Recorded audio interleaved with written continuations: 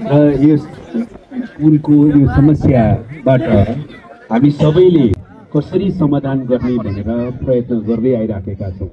जहाँसम्म म भौतिक पूर्वाधार मन्त्री हुँदाखेरिको कुरा हो, मैले नै यहीँ आएर यो 7 दिनभित्रमा काम सुरु गरेनौ भने तिम्रो यो खारेजी हुन्छ भनेर मैले भनेको हुँ र 7 दिनभित्र उसले काम सुरु गरेको थियो।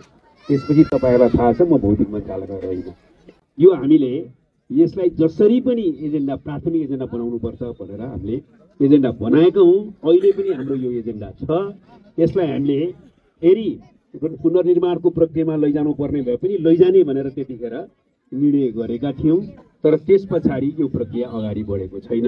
त्यसैले हाम्रो पार्टी सम्माननीय प्रधानमन्त्रीको रूपमा अध्यक्षगण प्रचण्ड हुनुहुँदा उहाँले प्राथमिकता दिएर निर्देशन दिनुभएको विषय पनि हो यो, र त्यस पछाडि पनि हामी सरकारमा बाहिर हुँदा पनि यो विषयलाई प्राथमिकताका साथ अगाडि बढाइराखेका छौँ र अहिले पनि हामीले यसलाई अगाडि बढाउने निर्णय गरेका छौँ। हाम्रो तर्फबाट पुरै दबावको काम र सम्पूर्ण अरू सम्बन्धित निकायसँग यो बारेमा छलफल गर्ने काम जारी छ। हामी यसलाई अगाडि बढाउन प्रतिबद्ध छौँ आफ्नो तर्फबाट। धन्यवाद।